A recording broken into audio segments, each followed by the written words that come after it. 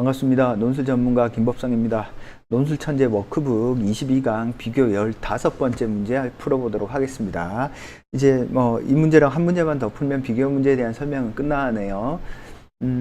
사실 제가 이제 학생들 가르쳐 보면 오히려 설명이랑 비판 이런 것보다 비교하고 요약하세요가 더 어려워해요. 학생들이 왜 어려워하냐면 정확한 독해가 핵심되는 어떤 포인트거든요. 근데 정확한 독해가 안 되면 이건 쓸래야 쓸 수가 없습니다. 그래서 설명하세요, 비판하세요 이런 문제들은 그냥 적당히 둘러대서 쓰면 써져요. 진짜로 잘은 못 써도. 그러니까 처음 시작하는 학생들이 오히려 설명하고 쓰고 비판하세요 이런 것들은 그냥 쑥쑥 써요. 근데 오히려 요약과 비교가 좀 더 어렵게 느껴집니다. 학생들 입장에서. 그리고 요약과 비교를 잘 하잖아요. 사실 논술 다 잘한다고 나머지는 설명, 비판 이런 것들은 금방 는다라고 볼 수 있겠습니다. 자, 문제들을 보시면 문제를 보면서 바로 이야기를 하도록 하겠습니다.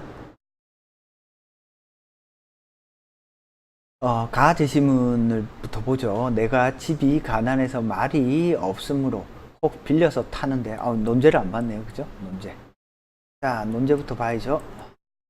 소유와 관련해서 가나다를 비교하시오. 소유라는 어떤 주제를 던져 주었네요. 그죠? 소유.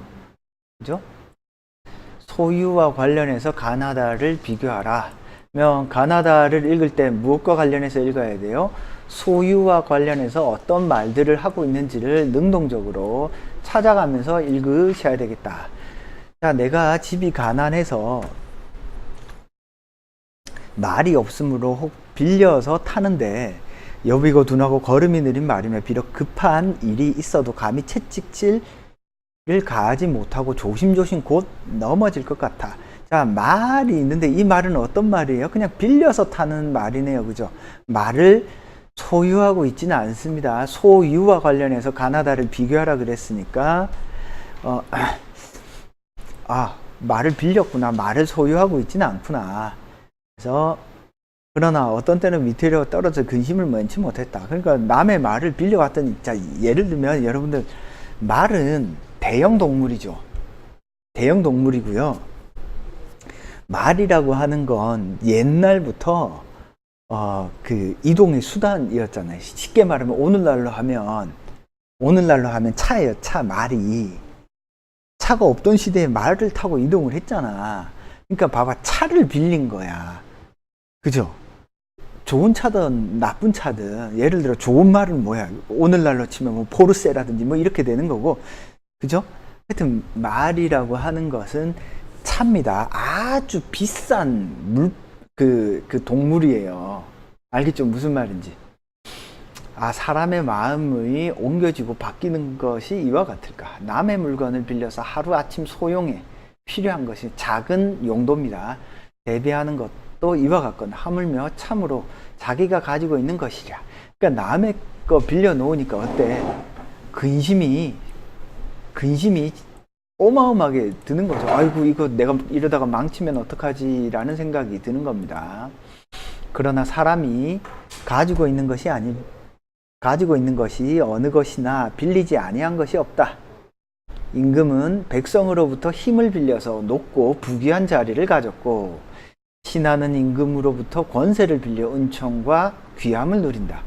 자, 인간이라고 하는 것은 이 세상의 모든 것을 빌립니다. 임금은 백성으로부터 힘을 빌리고, 신하는 임금으로부터 힘을 빌리고, 그죠? 아들은 아미로부터, 지어미는 지아비로부터 어때요? 힘을 빌립니다.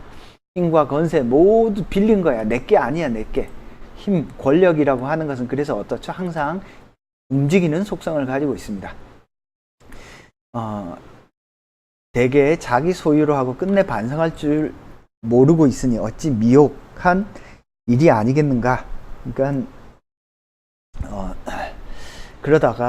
그러다가도 혹 잠깐 사이에 그 빌린 것이 돌아가게 되면 만방의 임금도 외톨이가 되고 백성을 가졌던 집도 외로운 신하가 되니 하물며 그보다 더 미약한 자야 말할 것이 있겠는가. 그러니까 아무리 힘과 권력을 가지고 있다고 할지라도, 그죠? 사실은 빌린 거야. 그죠? 백성으로부터 잠깐 빌린 것이야. 근데 그걸 마치 자기 것처럼 생각을 하면 어떻게 되죠? 박근혜 꼴 나죠. 최순실 꼴이 나는 겁니다. 자, 그러면서 가는 어떤 소유와 관련해서 이야기하면 소유라고 하는 것은 없다. 힘과 권력, 소유물이라고 하는 것도 없다. 전부 다 빌려온 것에 불과하다. 라고 이야기하는 것이 납니다. 갑니다. 자, 나와보겠습니다. 만일 우리가 환경 때문에 극단으로 이끌리게 되고, 그래서 극단적인 태도 때문에 사람들 사이에 갈등이 생겨나고, 또한 본래 운명으로부터 비켜가지 않을 수 없게 된다면, 그때 우리가 불러내야 할 미덕은 다름 아닌 절제일 것이다. 절제를 이야기하네요. 절제. 무언가를 소유하고 능력을 갖추고 가치를 지니는 것. 이런 것은 우리의 평안을 깨트리고 괴롭히게 된다. 많은 것을 소유한 사람, 소유가 우리를 괴롭히는 까닭은 그것이 우리로 하여금 궁핍을 모르게 하고 우리의 정체성을 더욱 크게 부풀려주기 때문이다. 그래서 소유라고 하는 것이 우리를 오히려 더 억누른다라고 하는 것이 나의 입장이네요. 그죠? 우리는 스스로 존재할 수 없게 된다. 더군다나 우리는 다른 사람들을 착취함으로써 재산을 증식시키는 경우가 대부분이지 않은가. 나는 끊임없이 더 많이 소유하고 더 많은 능력을 지니고 더 나은 가치를 지니고 싶었다. 그런데 알고 보면 이와 같은 욕망은 인간이 존재하기 위한 가장 기본적인 요소라고 할 수 있는 애정이 결핍되었을 때 나타나는 결과이다. 애정이 결핍되니까 어때요? 그 애정에 대한 보상으로서 소유를 욕망하게 되는 거죠. 우리를 이 같은 광기와 상스러운 무지로부터 벗어내 줄 수 있는 것은 오직 하나, 곧 절제의 태도다.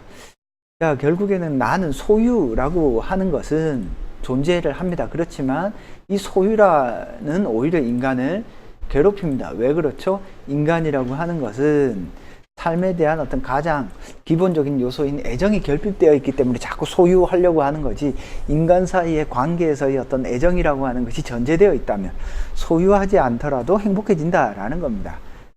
근데 우리는 어때? 소유에만 얽매이는 거야. 따라서 이 사람은 절제를 함으로써 오히려 소유로부터 벗어남으로써 삶의 어떤 만족, 행복을 찾을 수 있다라는 어떤 논리를 쓰고 있네요. 그죠? 자, 그 다음에 다 보겠습니다. 소유의 역사적 원천과 윤리적 근거는 노동이다. 노동 가치설이죠. 그죠? 인간이 만들어낸 모든 부가가치라고 하는 것은 어디서 나타나요? 인간의 노동으로부터 나타납니다. 육체적 노동이 되었건 정신적 노동이 되었건 인간의 노동으로부터 뭔가 가치가 발생을 하죠. 그죠? 근데 이제 산업사회가 좀 더 발달함으로써 노동이 아니라 어떤 유통, 그죠? 유통이 오히려 더 많은 어떤 가치를 우리에게 부여하기도 합니다. 자, 그래서 노동의 산물에 대한 권리는 노동자 자신에게 뿐 아니라 그 상속인에게도 인정해야 한다. 다시 말해, 상속권은 노동 원리의 필연적 기결이다. 왜냐하면 생전이건 사후이건 노동자 자신이 그 수익의 향유를 포기하고 타인에게 양도하는 것을 막아서는 안 되기 때문이다. 노동과의 지속적인 결합을 통해서 소유는 신선하고 건강하게 유지될 수 있다.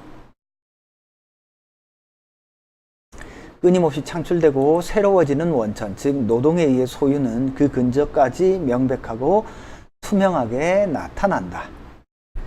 그래서 어떤 소유를 인정하지만 소유를 인정하고 인간의 노동을 통해서 소유를 한 것이기 때문에 인간의 어떤 노동의 결과로서 소유를 긍정하고 있는 거네요. 더 나아가서 타인에게 양도하는 것 또한 허용하는 것이 필요하다라고 이야기하는 것이 다의 어떤 핵심적인 내용이다라고 볼 수 있겠습니다. 소유와 관련해서 비교하라고 했으니까 차근차근 한번 보죠.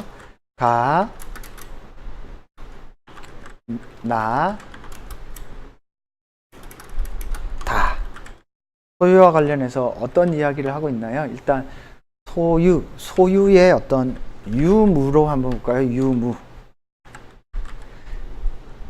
소유의 유무의 관점에서 보면 가는 소유란 없음이야. 없음. 왜 소유가 없죠? 소유란 없다. 왜? 이 세상의 모든 것은 어떻죠? 빌려온 것에 불과하다라고 이야기를 하고 있습니다. 그죠? 그 다음에 나는 소유란 있음이 있죠. 있음. 소유는 있습니다. 그렇지만 뭔가 부정적으로 평가하죠. 다는요. 소유도 마찬가지로 있습니다. 그죠? 소유에 대한 어떤 평가. 소유를 부정적으로 보죠. 소유를 부정적으로 평가합니다. 왜 그렇죠? 이 세상의 모든 것은 빌려온 것인데 너무 소유에 얽매여서 이것이 마치 자기 것이라고 하니까 세상이 혼탁해지고 세상의 어떤 부귀 권세를 막 누리려는 어떤 무리들이 나타나게 되는 겁니다. 소유에 대한 평가 마찬가지로 나도 부정합니다. 왜 부정을 하죠? 소유라고 하는 것에 얽매여서 살다 보니까 인간이라고 하는 것은 소유의 어떤 노예가 되어 있죠. 그죠? 소유라고 하는 것을 어떻게 하나요? 긍정합니다. 다는. 왜 긍정하나요? 인간의 노동에 대한 어떤 산물로서 내가 열심히 일한 것에 대한 대가로 보기 때문에 그렇죠. 그죠? 그래서 이 소유를 판단하는 어떤 기준이 뭔가요? 기준. 소유라는 것은 없다. 빌려온 것. 그냥 잠깐 빌려온 것입니다. 그죠? 말을 빌려온 거잖아요. 소유라는 것을 무엇의 관점에서 보여요? 절제의 관점에서 봅니다.